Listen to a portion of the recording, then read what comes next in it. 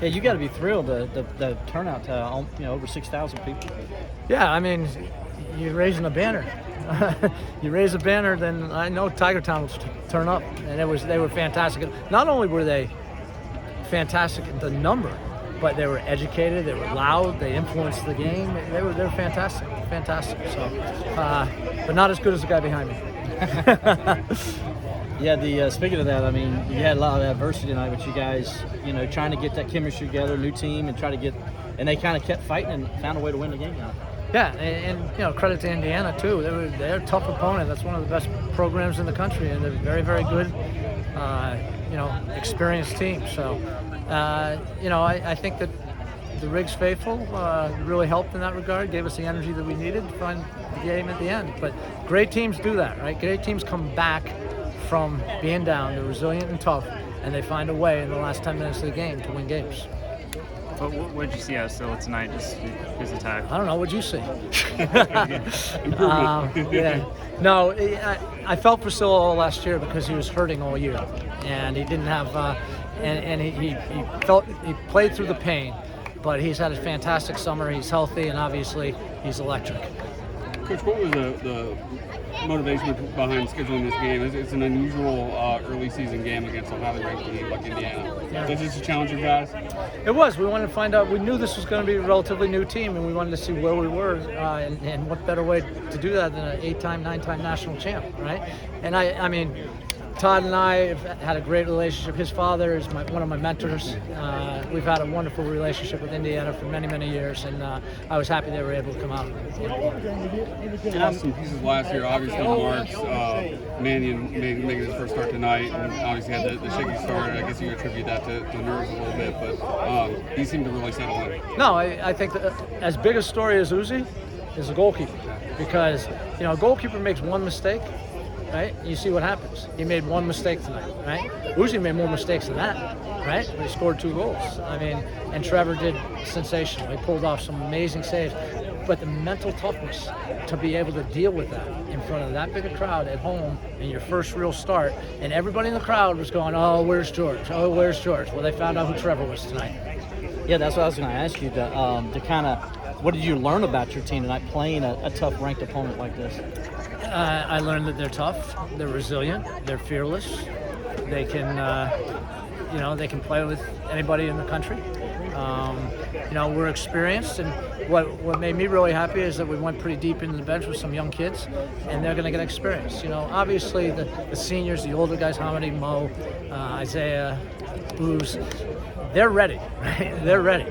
But our younger guys have got a ways to go, right? And tonight playing in this atmosphere, in this environment, was phenomenal for them. Great experience. We're policing guys like Ogren and Pipe. How tough is that? Not too tough. We just beat Indiana. I mean, we've got great players. We've got a great program, and we're gonna always try and, every year we're focused on winning championships and winning trophies, and that didn't change whether we won the national championship or when we first got here in 2010. We're doing the same thing. And we're going to still stay consistent to our values. We're going to stay consistent to the way we play, and I've got a really, really good team this year. I've had a lot of fun this preseason. Coach, first game of the season, what points of emphasis or goals did you come out here with tonight? To have fun. That was what I told him. The first thing I told him, I walked in the locker room. I said, fellas, you're going to enjoy this. Win or lose, it's going to be a memory that'll last a lifetime. Right? We're raising a banner. I don't want to see one person have bad body language tonight and not play with a smile on their face. And that's what I told them. That's all I didn't need to give them any more. We were trained all week. We were ready, right? I just told them I didn't want to see. And Trevor's a great example of it, right? He makes a huge mistake and he continues to play with a smile on his face. Can you tell us about Wallach, the grad transfer from your former school, Brown? What have you seen from him so far, and how nice of an addition has he been? He was terrific, right? Both ways, box to box, physically good, but he's a leader, right? He was the captain of the Brown team, and he's a leader. And this team needed, we had a big void in our leadership with all those guys graduating, and so that's why we brought Trevor.